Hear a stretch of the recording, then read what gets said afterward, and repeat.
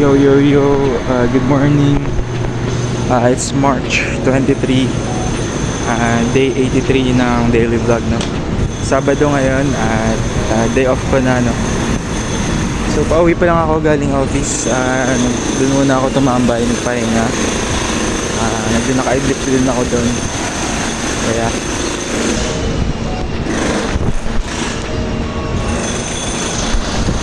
so ngayong araw, papahinga lang ako, no?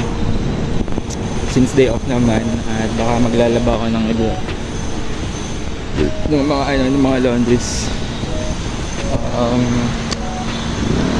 Probably bukas linggo punta ulit ako sa Santa Cruz, no? Bisitahin ko din ulit sila dito.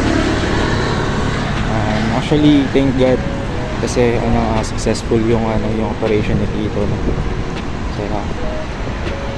So ngayon, tutulungan ko ulit si Glay sa project niya ngayon, no? So yun din gagawin ko ngayong araw. Yeah. So far, oras na ba? It's 8:58, no? Magna 9 AM na. Yeah, it's a good day. It's a good Saturday morning.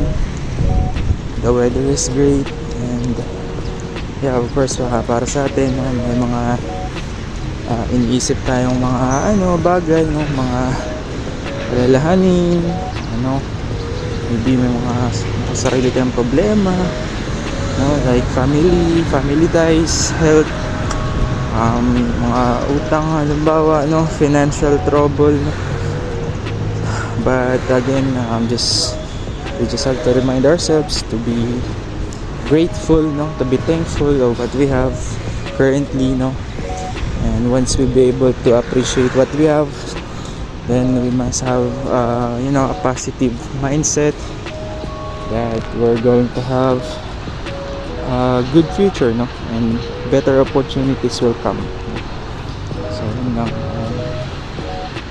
mindset lang, no? Kailangan strong yung mindset natin. Yeah.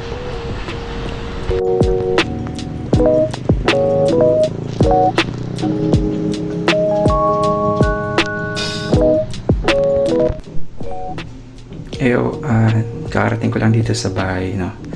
So ngayon, papahinga muna. Matulog lang din ako maghapon. Joke lang, hindi may gagawin. So yeah, dito lang muna ako, pahinga muna, no?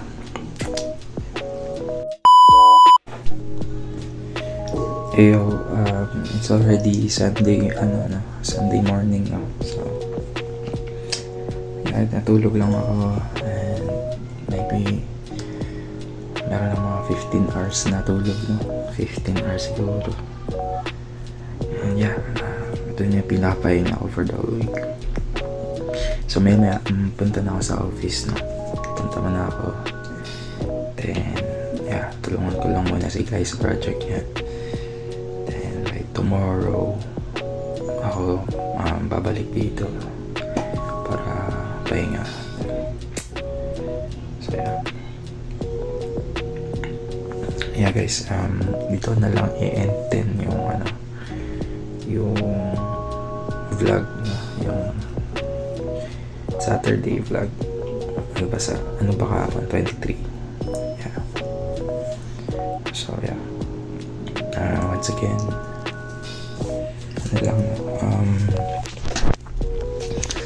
ayun nga, talagang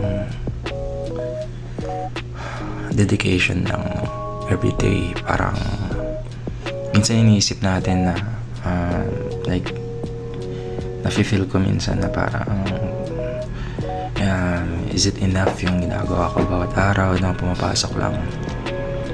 Pero yun, wag tayo mainip, no? Parang kailangan din talaga nating maging consistent, no? Kahit araw-araw parang paulit-ulit lang, pero araw-araw din tayong may ginagawang progress, no? Yun. So inisip ko na okay lang yung ganung feeling ko parang mabagal ako months, sabi ganun.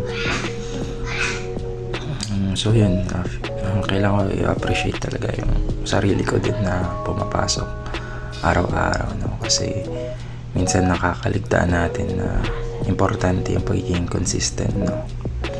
So yun, it does matter, no? Kung yung mga bawat araw na pagpasok, no, it does count, no? It does help to create progress, no? Kaya yun, kailangan kong paalala sa sarili ko na maging consistent, no? Kaya I mean, that's it. Yeah. So I guess that's it. So kaya din, sana bawat araw kumbaga make sure na merong nagagawa, no? And consistency, yan lang. Feeling natin na walang value yung ginagawa natin araw-araw,